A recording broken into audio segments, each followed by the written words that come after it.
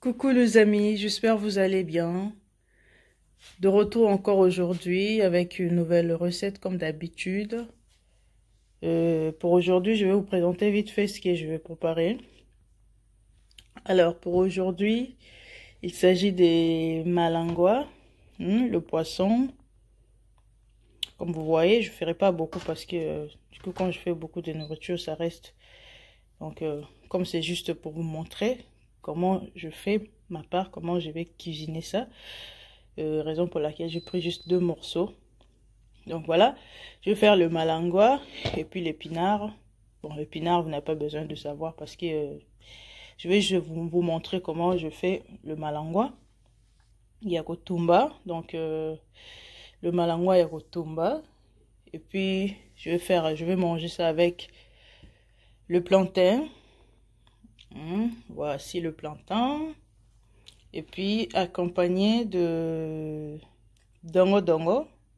Donc excusez-moi, je pensais faire ma vidéo d'aujourd'hui en lingala vraiment. Comme je vais préparer beaucoup plus à la congolaise, donc je vais faire ça en lingala. Na dongo dongo, na olakisem no dongo dongo na ngape. Dongo dongo na nga yango yo. Donc na kokata yango et puis otumba mana malangwa wana bomoni. Et puis na épinard nanga à côté. Donc pour la recette à l'élo, nous avons besoin il y a papier aluminium.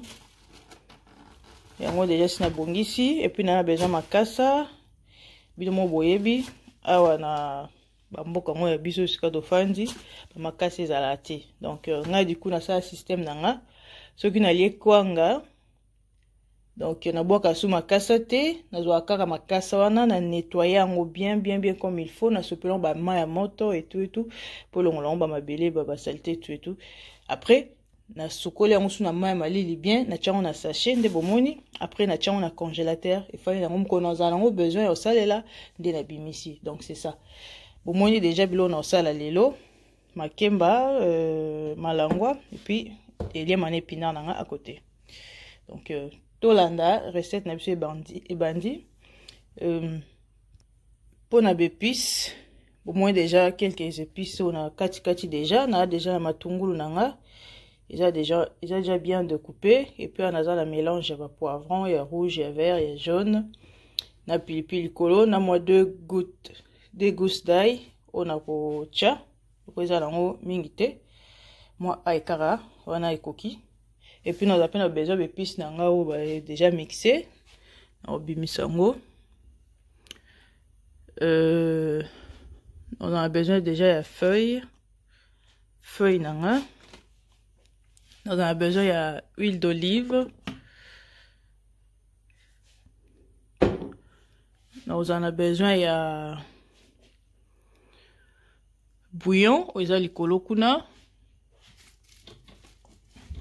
Kita on en a besoin et puis natara toujours au à côté au cas où parce que j'ai choisi je mets pas tout le dé à la fois on a choisi entre bouillon oyo ni na ocha et on a bisa toujours m'balé à part ça on en a besoin à moi encore déjà cayenne. Bon épices n'est plus quand même en suédois, je sais pas en français vraiment. Pas comme on se les années, donc excusez-moi. Bah oui, et dans le bas. Quoi encore? Et puis ça, magie. Nous allons ya maï. Comme nous avons ya nini Cécilie. Donc nous ça la maï. Et puis nous avons toujours mungo à côté au cas où nous avons ça la magie. Donc ils a la caca. C'est comme ça que je prépare. Et puis c'est bon, le reste c'est des épices. Donc yango ils ont déjà on a remélangé pour épicer ça goût au boromona. Arranger en haut. Justement, on a besoin il y a poivre noir et puis poivre blanc. Poivre noir nangango yo. Vous voyez? Et puis blanc. Alors souvent on a cima, voilà. Poivre blanc. cas l'épice nanga et coquille boende ozala l'épice na osala yango yo donc na ko trier mais ça misusu peut-être na osala te na chaka wana okazu na ko choisir entre les deux o wa pesi pesanga on a moyen que aussi bien na blo na osala mais na salé donc le reste aux ongala yango mais sinon nous avons a besoin ya pour épinaire nanga na lingi za très vert mais bon pépinaire na laxaté pour na osala à côté c'est important na ndé laxaté non les carambis comment na osala biche nanga na dongo ya otumba mais donc épinaire nanga na ochon bicarbonate pour na regarder couleur wana en fait na kosukola on a bicarbonate kaka na ochon bicarbonate na kate mais na sukola donc dans ce cas na banda recette tanga nazo ko mixer ba biloko yo donc on a aussi quand même sous boka likolo même sous on mixer on a épices oignons so mo na bimisi et puis na sala ngo saisonnement na malango na ngai donc na ozo kim pour épisa goût nous mo boye biso épices eleke belé na biloko ezaka bien te donc alors faut ozo kim pour et nyonso tango ebala na nde esali epesi goût ya malamu donc vraiment tozo koba on va na mixer biloko nanga après boko mona le repesa au plateau bomoni ils attendent na kolinga liboke nanga on a besoin moi plateau moi elo moi bo na ochango na se donc bomona kala nde na osala donc on koma na étape en tout cas bolanda merci na obanda na ko soperno dongo nanga ma ya moto po bimo boyebi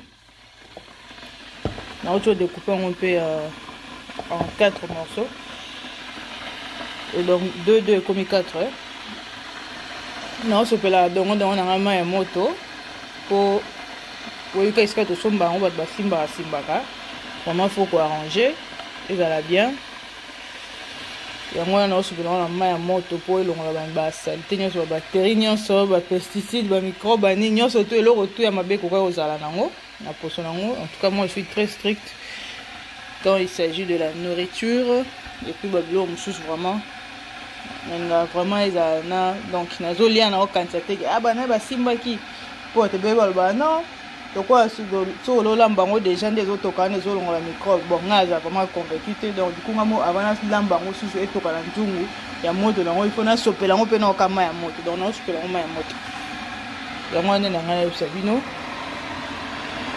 ma moto na ngana ngwana les autres ka déjà dans deux chauffer déjà na bouillard bon ma moto na ngana etoki na sopela ngo ce na dongo akana noir ouais pour les canatés donc ah ils ont déjà bien nettoyé propre surface au niveau sur le monde donc on doit vraiment tendre pour nettoyer et puis ah ouais parce que la maboko toujours na toilette donc on a celle la cuisine bilon dans la cuisine alors on a nga parce que maboko até parce que maboko toujours na toilette voilà pour permettre ngala ko conseil là ma moto na ngetoki ce qu'on a sopela ngona dongo on est kati pour désinfecter hein? Avant de découper en morceaux donc il faut en bon quelques minutes et puis il y a redécouper en vite fait on a le virus donc comme ça tous les virus est long. Bon, là je viens de saisonner mbisi nanga. On va kisango tangawizi muke pour moi bloquer même na tangawizi ezanga juste un peu. Vous avez déjà tangawizi déjà banika na nika ngamo na ndako. Quand na sala na bepiche mususu so na besoin comme ça na tia na bilo na pona nga ezanga te. Donc moi morceau quand même muke lokola ezana muke c'est bon. Et puis là, je mon citron. On se peut le citron maï. Comme tenter que je joue à kata. On se peut le citron déjà d'après. Moi, quelques gouttes de caca. Quoi au tumba. Et ça, moi bien. C'est bon. Donc, bon, on a ici citron. et puis na tangawizi likolo moke. C'est bon. On mélange ce qu'on a besoin bien sangana. Après et qui est na frigo en attendant moins 30 minutes en attendant et puis c'est quoi taka. Donc normalement tu as 1 heure de temps hein. Comme bis on déjà un bis à péter et puis c'est quoi la noki je pense en attendant on a découpé dongo nanga ou na tcha na kati yango qui na congélateur na zipango qui na frigo pardon vous excusez nga na frigo. Donc et puis je vraiment écoute bien na bis nanga. Je pense que na tcha épices eza déjà mbala moko. Donc mélange dans un snap c'est bino. Eza kaka poivron et puis na tomate cap ya mbuma partie mokie. Na zoeka partie mokie. Ni na kata ki on a yango. Donc poivron na tomate ya mbuma. Mais tomate ya mbuma mokie kaka po eza yango liboki eza besoin de tomate belé te.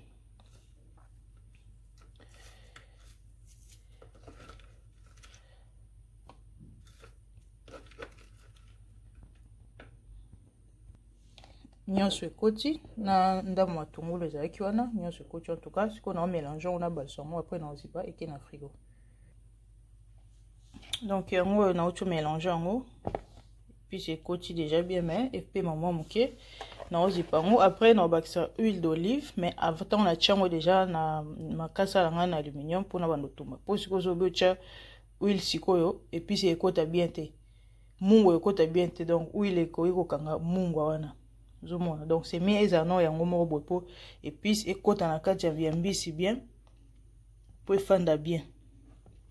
Donc c'est ça vraiment huile na tchango na avant na bandotumba ekota na moto nde na sopeli en huile nanga. Donc mon na ça sachet nanga on va recouvrir. Donc c'est bon c'est quoi ekota na on a frigo dans 30 minutes na obimisango. On a souple en huile et bon écoute à la moto. Donc, on a vu quelques morceaux. On a ça et la peau en tient se douter et des belés. Donc, on a monaki. On a vu juste un morceau. On a besoin de ça là. On a tient na liboke nanga. Na tchango na maya moto. Oyo na tchaki bicarbonate na kati juste pour et garder couleur verte et garder couleur nango verte. Après na tchana ni na siko. Là c'est bon déjà, dans le découpant et bon on a tcha et bon pour moi. Non ça peut même chose na épinard pour na à la verte mais bon épinard là on besoin de pour excuser. Na besoin le battre pour na ko l'accent c'est ça. Bon donc on a tché déjà.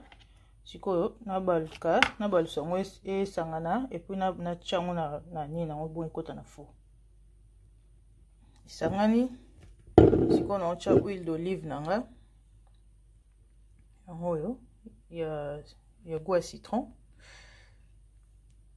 mingi te po na solo na koka solo huile d'olive te.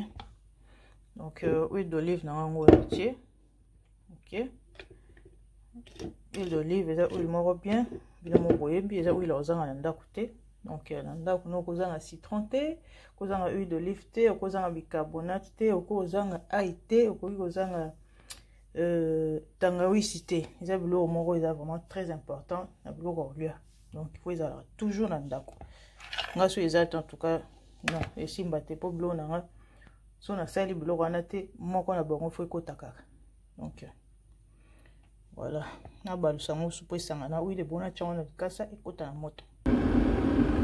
On a tout moins moto pour on tient moins moto musuke pour les beaux que fait la moins sauce quoi. C'est ça. On a déjà dépêché. Ma moto peut toki en attendant na préparé aluminium na makasa na ngai et bongo na tia biloko ekota. Faut on a papier aluminium yango na bongisi. Ensuite, na otiasko makasa na ngai ya kwanga yango ebomoni et uti na congélateur. Donc on a expliqué na début so na lie kwanga na ngai na boka su makasa te pona miki na ko utiliser on a liboke na sukola yango bien na mai ya moto na sukola on pena bien pona ressource na mai maleli na tia on a sachet et coach na congélateur donc nous avons besoin de tilelo na salela ce qu'on a pour classer on peut bien après na tchali bokena. Bon ainsi so bon ça peut makasa na ngai siko na tchali bokena nga. Pourquoi kocha boy parce que aluminium bon de to kaka aluminium eza isalami na ba matière na bango to bino mo boyebi alors kocha ngo eza en contact direct na biloko lia eza bien te. Donc raison pour laquelle toche makasa liboso donc comme ça biloko za mingi na contact na makasa donc aluminium e kanga juste pour na mulunge et depuis pour ebima pété voilà mais biloko za d'abord en contact ya liboso na makasa siko na ocha ni mbisi nanga mama ya moto OK pour le bouquet bonga eza na sauce abalola. Bon là c'est bon siko na ocha ngo. Mais avant au tchef faut mettre sur mungwa et continue puis le on bien ensuite au tchè. Voilà, on a aussi la meki déjà. Bon, on a vu que mungwa c'est côté bien.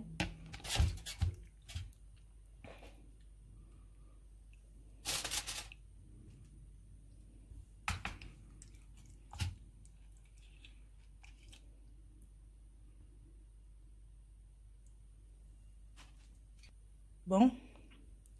Le bouquet na yango yo. Ne bozo mona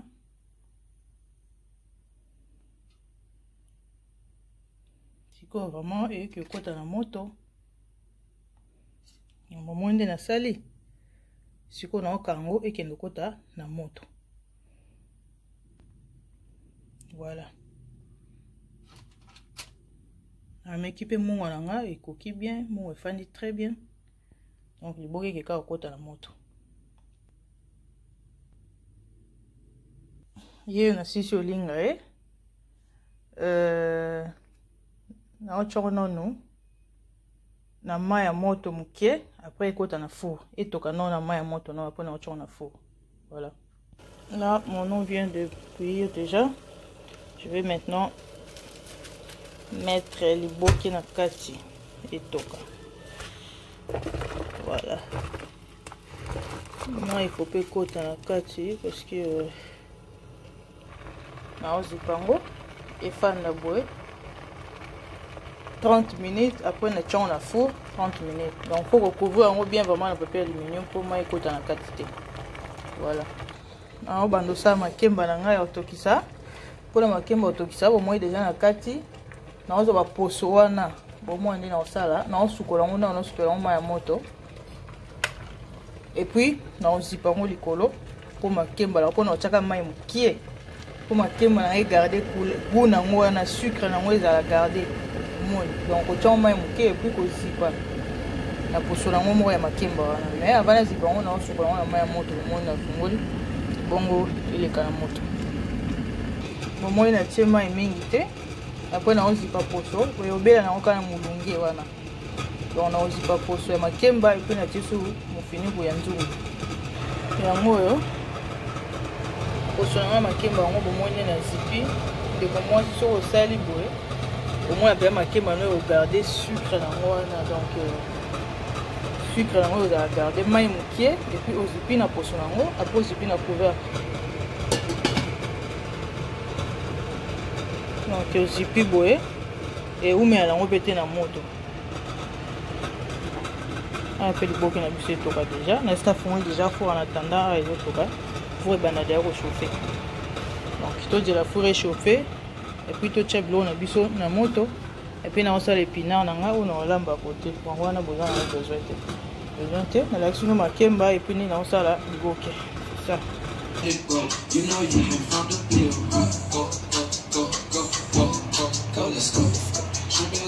là maintenant je vais passer par mettre ça au four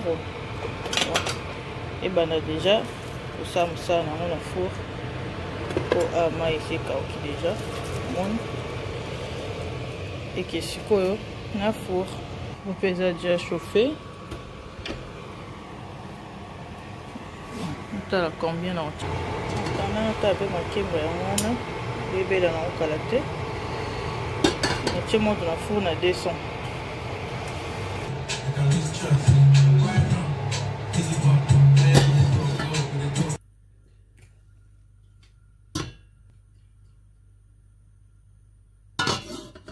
Le délire, on va essayer de regarder ça. Total, on reçoit combien de bonnes. Le bokeh, yo. Bimi na moto.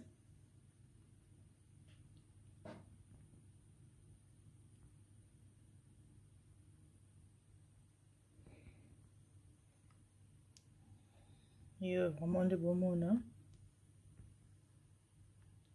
J'espère vraiment on a bien. Zoomer. Yo. À servir. Après, bon, on a suite. Donc, Belly vraiment bien. Il aime bien. À m'équiper. Ça va. Posez la suite. Elle est bokeh. Au moins, un dingue bima. Alors, voici le résultat. Bokeh en goyo. Bien servi. Bokeh en goyo Belly. Donc, na épinard pemeni.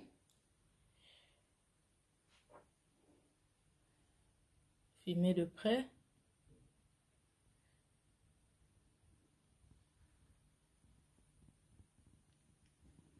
Donc, le bokeh nangangoyo. Très bon. Donc, commentez mingité, les lotos à la congolaise.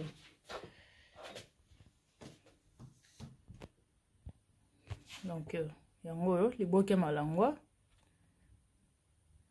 Bacha dongo dongo. Très bon.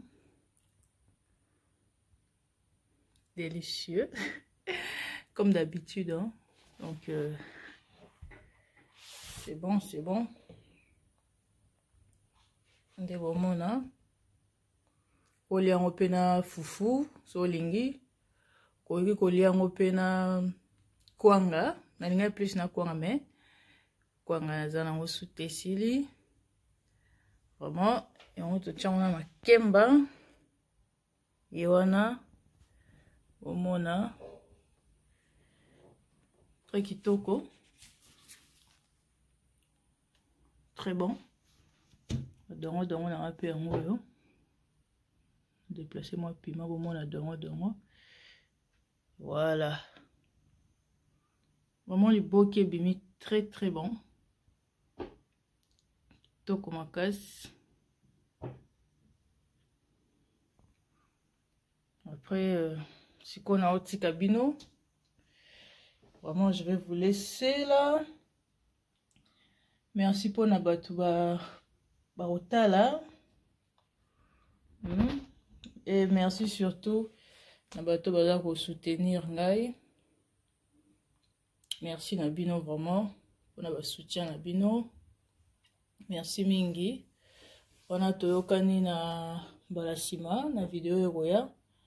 En tout cas, bon raté ba image té. On a ça la bino bon mon a ka soki ezalani, je sais pas mais bozwaka ba image comme d'habitude. Donc c'est un peu ça. Mais sinon, le bokeh nanga yango yo.